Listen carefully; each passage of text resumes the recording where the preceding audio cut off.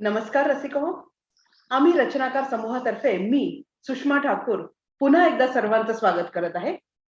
आज आपण भेटणार आहोत मूळचे ग्वाल्हेरचे आणि सध्या इंदूर येथे वास्तव्य असणारे आणि पेशाने नेत्रतज्ञ असणारे आणि डोळ्यांचे डॉक्टर असूनही म्हणजे माझा स्वतःचा अंदाज असा आहे की कदाचित सुंदर सुंदर नेत्रांना बघून कविता लिहिणारे आणि साहित्यिक लेख नाटक कादंबरी लिहिणारे डॉक्टर निशिकांत श्रीनिवास कोचकर. नमस्कार कोचकरजी. आम्ही नमस्कार. रचनाकार समूहातर्फे तुमचं मनपूर्वक स्वागत आहे. धन्यवाद. कोचकरजी गेल्या 35 वर्षापासून लेखन तसंच हिंदीमध्ये कविता, गझल, कहाणी लेखन, नाट्य लेखन याबरोबरच रंगमंचावर अभिनयही करत आहेत. यांचे पिताश्री श्रीनिवासजी कोचकर काका हे मध्य प्रदेशातले सुप्रसिद्ध नाटककार होते. तर आता आपण ऐकूया कोचकरजींकडूनच त्यांच्याबद्दल आणि त्यांच्या साहित्यिक क्रियाकलापाबद्दल. कोचकरजी, सर्वप्रथम तुम्ही तुमच्याबद्दल थोडक्यात माहिती आपल्या रसिकांना सांगाल का? हो हो, अवश्य. माझा जन्म तसा मूळचा ग्वाल्हेरचा, पण 4-5 वर्षाचा असतानाच मी जे ते भोपाळला आलो. म्हणजे माझ्या वडिलांची जे ते नोकरी निमित्त जे ते बदली झाली आणि ग्वाल्हेरहून जे ते भोपाळला आलो. आणि माझं शिक्षण सगळं भोपाळलाच झालं आणि ते हिंदीमध्येच झालं. अगदी पहिलीपासून जे ते मेडिकल पूर्ण MBBS झालं, त्याच्यानंतर डिप्लोमा झाला, ऑप्थॅल्मॉलॉजी मध्ये हौजियाब झाला. ते सगळं जे ते भोपाळलाच झालं. त्यानंतर मी जे ते वर्षभर जवळजवळ कस्तुरबा हॉस्पिटल भोपाळमध्ये नोकरी पण केली. त्यानंतर सरकारी नोकरीचं जे ते मला जे ते बोलावणं आलं मध्य प्रदेश शासनातर्फे. तर आणि ते थेट रायगड जिल्ह्यामध्ये, तेव्हा म्हणजे छत्तीसगड आणि मध्य प्रदेश एकच होतं. 1978 मध्ये. 57 मध्ये भोपाळला आलो होतो, आणखी 78 पर्यंत भोपाळला होतो. मग 78 मध्ये जसं सरकारी नोकरीचं निमंत्रण आलं तर मी जे ते त्यावेळेस एक यंग ब्लड होतं आणि माझा जुनून होता जे ते काही सेवा करायची, गरीब लोकांची मदत करायची असं जे ते. तर मला जे ते थेट पोस्टिंग मिळालं होतं रायगड जिल्ह्यामध्ये फरसा बहार सारख्या जागी. तर मी सर्वप्रथम जे ते तिथे गेलो होतो आणि बडा आनंदात राहिलो तिथे. म्हणजे काही मला त्रास नाही झाला. आणखीन आदिवासी लोकांची सेवा करण्यामध्ये किंवा त्यांना जे ते कशाही सगळ्या प्रकारची मदत करण्यामध्ये, मेडिकल हेल्प करण्यामध्ये मला फार आनंद वाटला. आणि मी तिथे जे ते जॉईन केलं आणि 1 वर्ष जे ते आरामात जे ते तिथे काढलं. काही म्हणजे त्रास नाही झाला.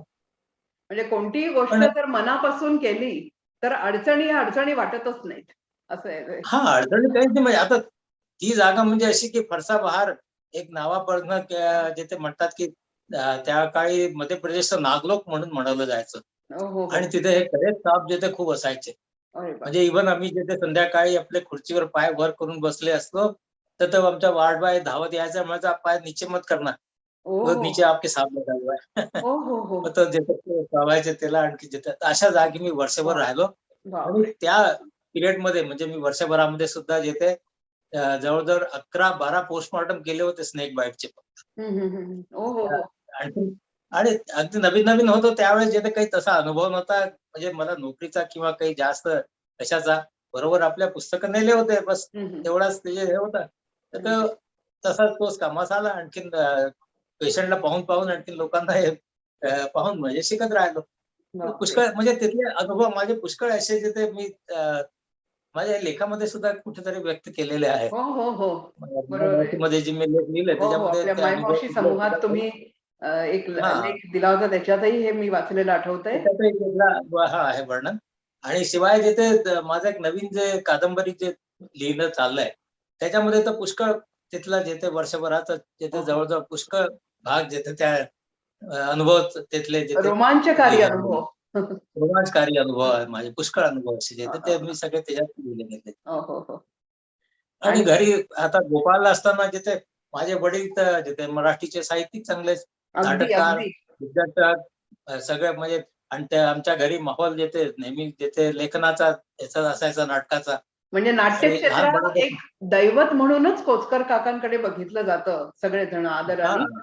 हे तर मध्य प्रदेशातले सुप्रसिद्ध नाटककार होते. सुप्रसिद्ध नाटककार. त्यांना जेथे राष्ट्रपती राजेंद्र प्रसाद त्या हस्ते जेथे पारितोषिक मिळालं होतं. आणि ग्वाल्हेरचे महाराज माधवराव सिंधिया, त्यांचे वडील जिवाजीराव सिंधिया, हं. त्यांची खूप मेहरबानी होती त्यांच्यावर. त्यांच्या जेथे म्हणजे ते खूप नाटक मानाचे. आणखीन ग्वाल्हेरच्या जेथे किल्ल्यावर त्यांनी हं. माझ्या वडिलांना जेथे निर्देशक म्हणूनच नेमणूक केलेली होती. हो, हो, हो, हो. आणि जेव्हा नवीन मध्य प्रदेश बनलं तेव्हा ते सगळं ते ग्वाल्हेरच्या संस्थानचे सगळे जेथे नोकरी मत पायी इथे भोपाळला आले, राजधानी भोपाळ बनल्यावर. बरोबर. आम्ही भोपाळला आलो. हां, पण हां. आमच्या घरामध्ये जे ते माहोल सगळं जे ते नेहमी नाटकाचं असायचं, साहित्यिक हो, असायचं. हो. म्हणजे वडिलांचे लेख किंवा वडिलांचे कहाण्या वगैरे मी लहानपणी सगळं आपलं त्यांच्या वातावरण तेच होतं. बाजूतनं वाचत राहायचं. हम्म. वाह, वाह, वाह! बरं. तुम्ही इतक्या वर्षात अगणित लेखन केलेलं आहे. तुमचे अनेक प्रकाशित आणि अप्रकाशित साहित्य सुद्धा आहे. तुम्ही अनुवादही केलेले आहेत आणि तुम्हाला पुरस्कारही मिळालेले आहेत. या सर्वांबद्दल थोडीशी माहिती द्या ना. सर्वात प्रथम म्हणायचं म्हणजे मला जो प्रथम पुरस्कार मिळाला, हं, हं. मी 7वीत असताना. ओह! 7वीत असताना म्हणजे तो क्या बात है! पुरस्कार माझ्या नेहमी लक्षात राहण्यासारखा आहे. हं, हं. कारण त्याचं काय कारण की मी 3री पर्यंत तर शाळेतच नव्हतो गेलो. आणि त्याचं कारण हे की मला अच्छा. जे ते डॉक्टर बनायचं होतं. लहानपणापासून माझी इच्छा होती की मी डॉक्टर बनावं. हं, हं. म्हणून मी शाळेत नाही जायचा. कारण मला शाळेत जाणं म्हणजे असं वाटायचं की जे ते शाळेत गेलं म्हणजे कोणीतरी टीचर व्हाल, तुम्ही शिक्षक व्हाल. म्हणून मी शाळेत जाणं टाळायचं. पण 3री नंतर मग मी प्रायव्हेट परीक्षा देऊन शाळेत झालो. हं, 4थी-5वी सप्लिमेंटरी आणि असंच कसं तरी पास झालो. हं, आणि हं, एका लेखामध्ये मी जे ते त्याबद्दल सविस्तर लिहिलंही आहे. हं, माझी एक छोटीशी जे ते म्हणजे जन्मकथा याची जे ते आत्मकथामध्ये हं. की मी 6वी नंतर मला जे ते अभ्यासाची गोडी लागली. हो, हो. तर ती गोडी अशी लागली की मग मला लिहिण्या वाचण्याशिवाय आणखी दुसरं काही सुचतच नव्हतं. हे हं, त्याआधी मी इतका उन्हाळ होतो, इतका जे ते मस्ती करायचा, क्रिकेट वगैरे सगळं खूप खेळायचा दिवसभर हं, अगदी. हं. त्याशिवाय दुसरं काही कामच नाही करायचा. आणि 6वी नंतर मग मला जो अभ्यासाचा आवड झाली, हो, हो. लिहिण्याची, वाचण्याची. वाचन मी खूप केलं. अगदी 6वी-7वी मध्ये असताना 8वी मध्ये तोपर्यंत मी जे ते किती हिंदी लेखकांच्या कथा, कादंबऱ्या हे सगळं वाचून घेतलं. हो, हो. इंग्रजीच्या जे ते कादंबऱ्या सुद्धा वाचल्यात. म्हणजे इतकं हं. अगदी वेड लागलं होतं क्या वाचण्याचं, बात है! की अरे वाह! वाचन मी सुरू केलं. आणि 7वी मध्ये जे ते त्या काळी बालदिवस व्हायचा 14 नोव्हेंबरला. हं, आणि हं. तेव्हा आंतरशालेय प्रतियोगिता व्हायच्या. हं, हं. खेळाच्या सुद्धा हं. सांस्कृतिक कार्यक्रम काही असे. तर त्याच्यामध्ये एक ती अंताक्षरी प्रतियोगिता व्हायची. हं, हं. त्या अंताक्षरी प्रतियोगितेमध्ये जे ते मला प्रथम पुरस्कार मिळाला होता. हो, हो, आणि हो. तेव्हा 7वी मध्ये असताना मला जे ते महादेवी वर्मा, सुमित्रा नंदन पंत, अ, जयशंकर प्रसाद, आणखीन या सगळ्यांच्या जे ते कविता मला अगदी तोंडपाठ होत्या. मैथिली शरण हो, गुप्त, हो, हो. या सगळ्यांच्या कविता अगदी म्हणजे यांचं जे ते हरिवंश राय बच्चनची मधुशाला मला ती पूर्ण पूर्ण पाठ होती. वाह, वाह, आणि वाह! त्या मी क्या जे ते बात है! वाह! इतक्या जे ते मी म्हणजे अशा इतक्या ह्यांनी अगदी निर्भयतेने आणखीन ह्यांनी उत्साहाने म्हटल्या, की वाह! त्याच्यामध्ये मला जे ते त्यावेळेस प्रथम पारितोषिक मिळालं होतं. क्या बात तर है! ते माझ्या आठवणीतलं सगळ्यात प्रथम पारितोषिक होतं. हं, हं. त्यानंतरही माझं जे ते 9वी मध्ये असताना एक विज्ञान निबंध म्हणून प्रतियोगिता झाली होती. हं, हं. शाळेमध्ये आमच्या जे त्या मॉडेल हं, हायर हं. सेकंडरी स्कूलमध्ये शिकत होतो भोपाळला. हं, हं. विज्ञान निबंध लिहिला होता मी. त्याच्यामध्येही मला जे ते द्वितीय पुरस्कार मिळाला ओह! विज्ञान निबंधमध्ये. हां. तर ते पुरस्कार सुरुवातीचे माझेच येते. म्हणजे ते आठवणीत ऐकायलाही इतकं ठेवण्यासारखे. छान वाटतंय हे सगळं. वाह, वाह! खूपच छान, ते खूपच म्हणजे छान. अगदी सुरुवातीचे. त्यानंतर मग मेडिकलमध्ये आल्यानंतर तर मग जे ते माझं जरा लिहिणं वाचणं जरा कमी होऊन गेलं. मग बरोबर आहे. पूर्ण लक्ष देऊन अभ्यासाकडे जायचं कारण त्याच्यामध्ये अगदी वेळ नव्हता मिळत हो, मग. हो, हो. बरोबर आहे. मग फार, फार मोठा अभ्यास असतो. ते इंटर्नशिपमध्ये जेव्हा 1 वर्ष पुन्हा जरा मला थोडीशी मोकळीक मिळाली. हं, हं. तेव्हा जे ते माझं पुन्हा एक लेखनाकडे येते म्हणजे ते एक एक हे म्हणतात ना, की काहीतरी जे ते तुमच्या इनहेरेंट असतं जे ते वडिलांपासून वारसा आलेला आहे किंवा काही जे ते. तर ते म्हणजे कविता लिहिण्याचं किंवा असं एकदम मला सुचलं. वाह! आणि सगळ्यात पहिले मी इंटर्नशिपमध्ये जे ते ऑक्टोबर 75 मध्ये कविता लिहिली होती. 4 हो. ओळीच लिहिल्या होत्या. मी तुम्हाला त्या ऐकवतो त्या 4 ओळी. जरूर, जरूर. निशिकर ने गहन घन से जब झाका. निशिकर म्हणजे चंद्रमा. हां. आणि माझ्या माझ्या नावाचं निशिकांत कोचकरचे सुरुवातीचे शेवटले 2 अक्षर. हं, हं. असं निशिकर. हो, हो, हो, हो. घन घन से जब झाका, धरा पर अपना ही प्रतिबिंब देखा. हं, हं. म्हणजे कोणा चंद्रमुखीला पाहिलं. अच्छा. आलोडित मन मुग्ध हुआ सादगी पर, हम्म. आलोडित मन मुग्ध हुआ सादगी पर, विबल था निकटस्थ की असंभव था पर. ओ हो. एक आकाशामध्ये एक धरतीवर म्हणून क्या बात आहे. ते या चार गोष्टी सगळ्यात पहिले मला सुचल्या होत्या. ओ हो. तेव्हापासून मग माझ्या कविता लिहिण्याची सुरुवात झाली. वा आणि वा. त्याचमुळे काही डिसेंबर मध्ये सुद्धा कथा लिहिली मग. ती कथा जिथे माय मावशीच्या मी एका उपक्रमामध्ये जे दिली होती हा हा. कथा लिहिली. हो हो. त्या काळी मग त्या वर्ष 2 वर्षामध्ये माझे जिथे थोडासा म्हणजे इंटर्नशिप मध्ये आमचा थोडासा एक असा संधी काळ असतो की त्याच्यामध्ये फुरसतही असते आणि तुम्हाला पुढल्या जिथे आपल्या योजना आखायच्या काय त्याच्यासाठी जिथे हे असतं वेळ असतो पुष्कळसा जिथे असा. तर त्या काळामध्ये माझ्या कविता कथा जिथे काही लिहिल्या गेल्या. पण मग 78 नंतर नोकरीमध्ये आल्यानंतर मग जिथे मला 20 वर्ष काही लिहायला अगदी जमलं नाही. म्हणजे सगळं इतकं व्यस्तता होती जिथे आपल्या नोकरीमुळे किंवा ह्याच्यामुळे मग अनुवाद मला वगैरे अगदी कधी केले? अनुवाद. हे सगळं मग हे सगळं जेव्हा खंडव्याला आलो मी, माझं ट्रान्सफर जेव्हा खंडव्याला झालं 95 मध्ये, त्याच्यानंतर मला तिथे पुन्हा साहित्यिक एक वातावरण मिळालं आणि मला तिथे जिथे डॉक्टर श्रीराम परिहार, गोविंद कुमार गुंजन, मराठीचे दीपक चैतन्य, कैलाश मंडलेकर वगैरे असे साहित्यिक भेटले आणि मग मला पुन्हा एक साहित्यिक वातावरण मिळालं आणि मला जरा लिहिण्याची वाचण्याची पुन्हा उत्स्फूर्तता वाढली. पण तेव्हा मग मी तिथे पुन्हा माझं लेखन सुरू केलं. आणि त्या काळामध्ये ते 10 वर्षामध्ये पुष्कळ लिहिलं. पुष्कळ म्हणजे खूप लिहिलं. त्याच्यामध्ये त्याच काळामध्ये माझे 7-8 नाटकं लिहिले गेले. कादंबरी लिहिली गेली. कादंबरी सुद्धा त्याच याच्यामध्ये पिरियडमध्ये लिहिली. तेव्हा कविताही पुष्कळ लिहिल्या गेल्या, गझल लिहिल्या. तर आणि तेव्हा म्हणजे हे सगळं साहित्य प्रकाशितही झालेलं आहे की बरंच प्रकाशित?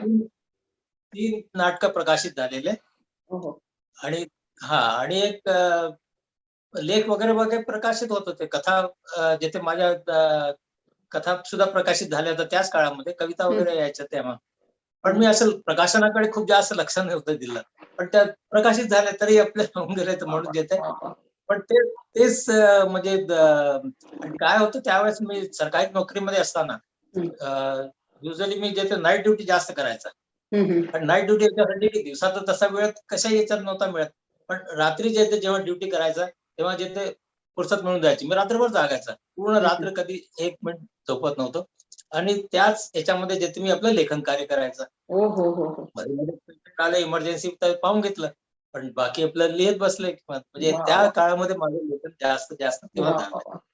आणि तेव्हाच 2006 मध्ये माझं हे नाटक प्रकाशित झालं होतं खेल खेल में. त्या नाटकाला जिथे मध्य प्रदेश साहित्य अकादमीचा पुरस्कार मिळाला. अरे वा वा.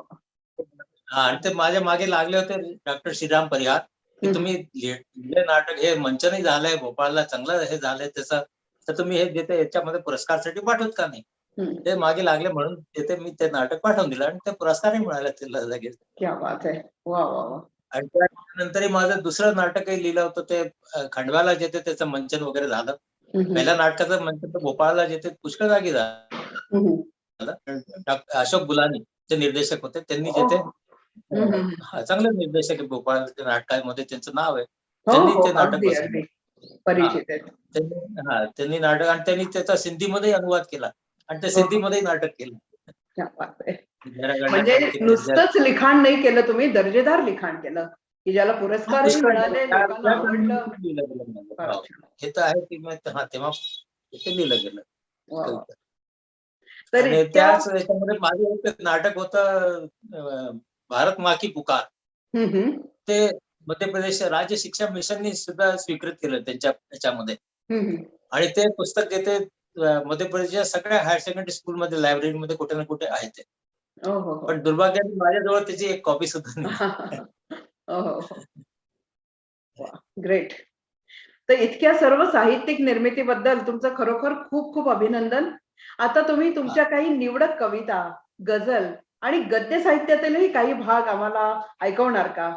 माझ्या मते माझ्याप्रमाणे सर्व प्रेक्षकही हे सर्व ऐकायला उत्सुक आहेत. तर आम्हाला काहीतरी ऐकवा ना. जरूर जरूर. हे कवितांमध्ये एक कविता तुम्हाला ऐकवतो की मी जिथे 4 वर्षापूर्वी अमेरिकेत असताना मी लिहिली होती. ती प्रकाशित तर नाही झाली कुठे अजून, हम्म. पण मी तुम्हाला ऐकवतो जिथे ही आवडेल पहा. हम्म. की सपने मेरे अपने सपने, अंधेरे के उजाले के, आसमान से भी ऊंचे, समंदर से भी गहरे, वाह. हवाओं में तैरते हुए, पानी पर चलते हुए, अपरिचित राहों से गुजरते हुए, परिचित चेहरों में छुपे हुए, मेरे अपने सपने.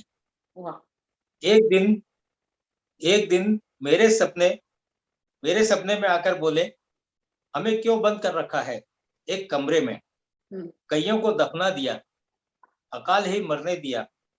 मैंने कहा, उस कमरे में 10 दरवाजे हैं, उनमें खुले ताले पड़े हैं, अपनी अपनी दिशा ढूंढो और निकल पड़ो, आपस में मत टकराना, गलत दिशा में जाओगे तो पछताओगे, वापसी का दरवाजा बंद है.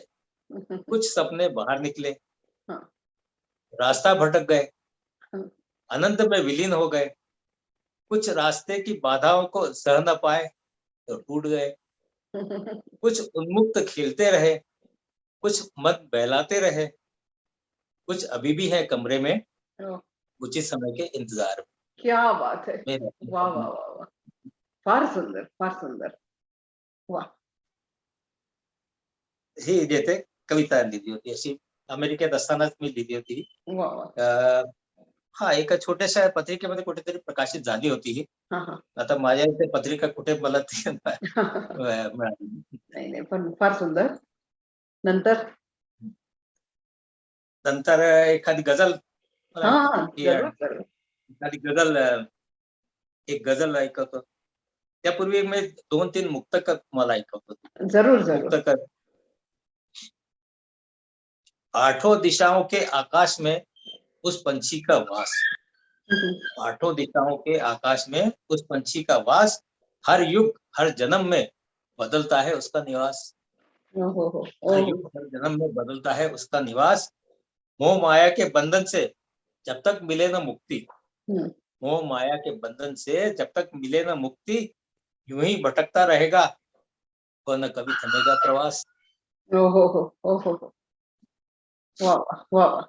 दूसरी मुक्तक है कि श्रद्धा के उच्च शिखर पर विराजित है मन, हम्म. श्रद्धा के उच्च शिखर पर विराजित रहता है मन, पाप की तलहटी में पराजित रहता है मन, हो हो हो. पाप की तलहटी में पराजित रहता है मन.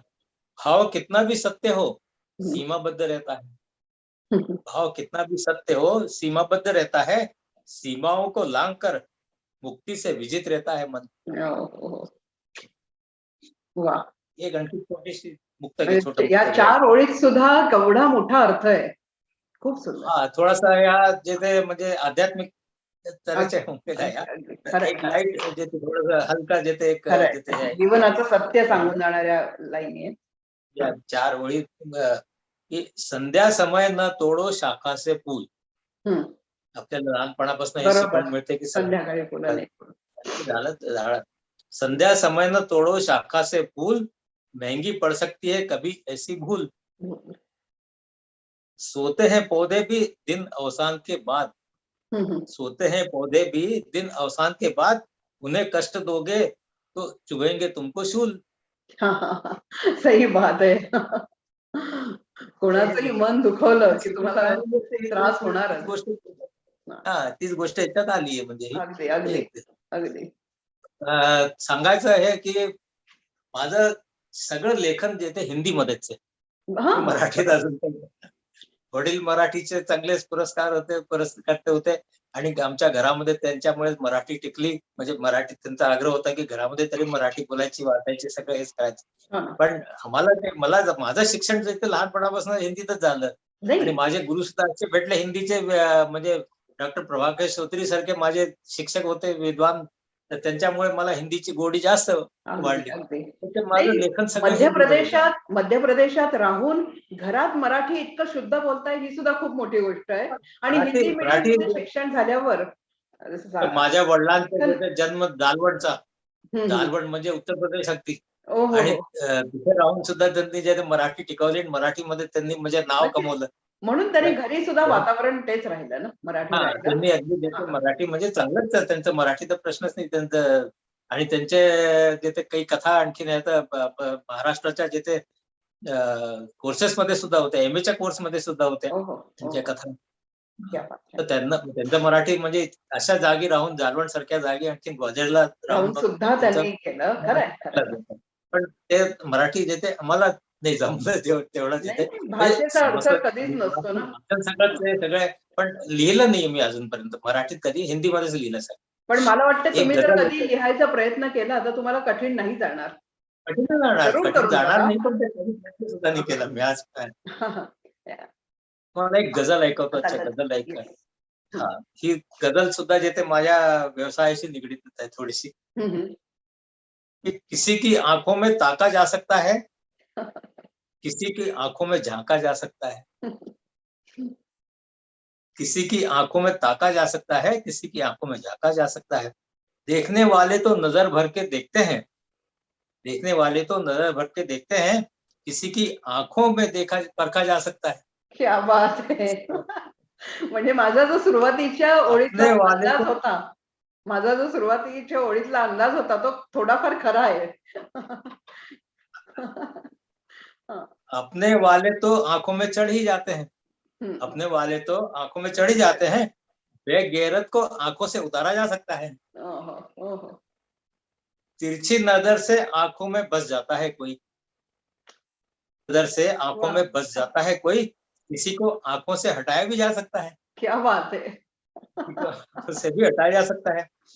नजरों से बहुत कुछ पाया जा सकता है, हं, नजरों से बहुत कुछ पाया जा सकता है, आंखों में बहुत कुछ समाया जा सकता है। बहुत से गम सहकर आंसू सूख जाते हैं, हं. बहुत से गम सहकर आंसू सूख जाते हैं, गमों को आंखों से भी बहाया जा सकता है, क्या बात है. वाह, वाह, गमों को वाह. आंखों से भी बहाया जा सकता है। वाह! झुका ली पलके तो अधूरी रह गई आस, झुका ली पलके तो अधूरी रह गई आस, गहरा राज आंखों में छिपाया जा सकता है। ओहोहो, ओहोहो. खरीदने वाले तो कयामत की नजर रखते हैं, खरीदने वाले तो कयामत की नजर रखते हैं, क्या आंखों से किसी को खरीदा जा सकता है? क्या बात आहे. म्हणजे तुम्ही डोळ्यांचा आणि नजरेचा अभ्यास अगदी आतवर, खोलवर केलेला आहे. फार छान, आता फार छान. सुरेख. व्यवसायाशी निगडीत म्हणूनच म्हटलं मी माझी अगदी, अगदी. गझल होती. आता एखाद्या लेखातला काही भाग. लेखातला भाग, हा म्हणजे लेख तर माझे पुष्कळ लिहिले आणि कविता सुद्धा माझ्या प्रासंगिक जास्त लिहिल्या गेल्या. हं, हं. प्रासंगिक म्हणजे या 4-4 ओळी मी जशा या काही ना काही प्रसंगावर जिथे जसा खंडव्याला असताना जिथे नाट्य एक नाटक झालं. मग हं, त्याच्यानंतर आमचं जे सहभोजन वगैरे झालं किंवा काही अशी मीटिंग झाली, नाटकाबद्दल चर्चा हं, हं. झाल्यानंतरची परिचर्चा वगैरे. तर त्यामध्ये मी प्रत्येक कलाकारवर जिथे 4-4 ओळी अशा जिथे लिहायचा. हं, हं, हं. आमच्या कॉलेजच्या जिथे मित्र वगैरे सगळे भेटले. 25वं जिथे आमचं जसं संमेलन झालं 25 हं, हं. वर्षानंतर. तर त्या मित्रांवर सुद्धा मी आपल्या 4-4 ओळी अशा लिहिल्या. ओहो, ओहो. अरे वाह! 45 वर्षानंतर आम्ही दिल्लीमध्ये जसे 2015 मध्ये भेटलो होतो. हं, तर हं, तेव्हा सुद्धा मी आपल्या मित्रांना जसे 4-4 ओळी अशाच भेट केल्या. हं. कविता लिहून देते. अरे वाह! तर अरे माझ्या अशा प्रासंगिक माझ्या कविता खूप आहे. खूप आहेत. आणि गझल अशा गझली जे ते 100-150 तर फारच झाल्याच सुंदर. असतील. हां, फारच छान. माझा एक लेख माय मावशीमध्ये पण मी लिहिला होता तो, हं, हं. की साहित्यावर संप्रेषण म्हणून. हं, हं, हं. त्या बरोबर. लेखाचा मी थोडासा सुरुवातीचा भाग ऐकवतो. जरूर, जरूर. ये साहित्य समय की फोटोग्राफी नहीं, पेंटिंग है, हं, जिसमें रचनाकार की परिकल्पना, प्रतिभा, दृष्टिशिल्प और प्रयोजन आदि सम्मिलित होते हैं। हं. इस दृष्टि से लेखक वस्तु जगत का परिमार्जन करता है और पाठक को नया दृष्टिकोण देता है। साहित्य में समय की शक्ल को देखना अपने आत्मचेतन को देखना है। हं. किसी वस्तु को देखना और साहित्य की दृष्टि से देखना दो भिन्न बातें हैं। ओहो. साहित्यिकों का हम दृश्य जगत की अंतरंग अदृश्य शिराओं को भी देख सकते हैं। जीवन में हम अपने होने की अर्थवत्ता का अन्वेषण कर सकते हैं। हं. साधारण व्यक्ति किसी चित्र में रूप और आकार ही देखता है, किंतु साहित्यिक उसमें उकेरी छवियां, चरित्र, स्वभाव, उपलब्धि, पर्यावरण, वातावरण, रंगों और रेखाओं का संकेतित बृहत्तर रूप और समय को परिभाषित करता है। बिल्कुल। वह न केवल कलाकार की आत्माभिव्यक्ति करता है, पाठक या दर्शक को स्वयं को देखने और विवेचित करने की स्वतंत्रता और नई सोच भी देता है। वाह वाह। रचना की गूढ़ता उसे बहुआयामी बनाने के लिए रचनाकार समाधिस्थ हो जाता है, जिसे एकाग्रता भी कह सकते हैं। उस समय रचनाकार की सारी शक्तियां घनीभूत हो जाती हैं और जो रचनाकार जितनी एकाग्रता से सृजन करता है, उसके चेतन अवचेतन में अनेक विस्मयों का सृजन हो जाता है। कई बार लेखक या कलाकार खुद ही आश्चर्यचकित हो जाता है कि आखिर उससे यह सब कैसे हो गया। अवचेतन में हुए इस सृजन को आत्म विस्मृति का क्षण नहीं मानना चाहिए। उसमें सब कुछ जागृत रहता है। रचनाकार के सृजनात्मक शक्तियां अधिक सक्रिय हो जाती है। रचनाकार स्वयं का आत्मा विश्लेषण भी करता है, वाह वाह। साथ साथ करता है। खूप खूप अभ्यासपूर्ण विवेचन आहे. इतका मोठा लेख आहे, हा, मी फक्त त्याचा थोडासा एक अंश सारांश. वा वा. खूप छान.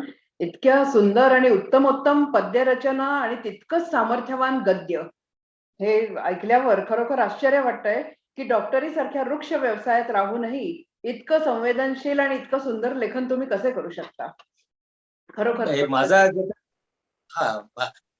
मला जिथे व्यवसायामध्ये राहूनच जिथे लोकांचे अनुभव मिळाले, पेशंट लोक म्हणजे डॉक्टरशी जिथे इतके अगदी व्यक्तिगत असे संबंध ठेवतात आणि व्यक्तिगत त्यांना असं वाटतं की आपल्याबद्दल काय काय सांगावं, खरंच. असे म्हणजे लोक माझे आपले स्वतःचे इतके अनुभव जिथे सांगत राहतात, तर मी त्यांना लक्षपूर्वक ऐकतो.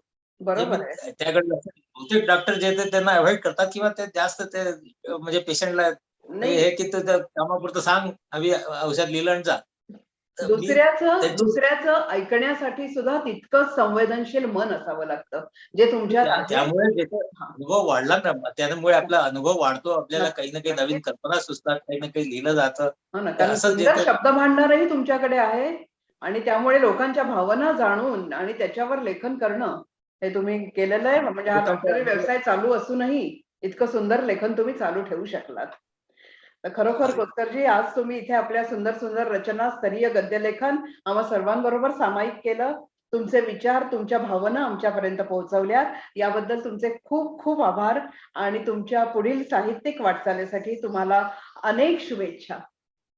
धन्यवाद. तर धन्यवाद. रसिका हो, आज आपण भेटलो इंदूर येथे स्थित डॉक्टर निशिकांत श्रीनिवास कोचकर यांना. आपण त्यांच्या सुंदर सुंदर कविता, अप्रतिम गझल आणि गद्यलेखनही ऐकलं. तुम्हाला नक्कीच हा कार्यक्रम आवडला असणार याबद्दल माझी खात्री आहे. या भागालाही तुम्ही लाईक, सबस्क्राईब आणि शेअर जरूर जरूर करा.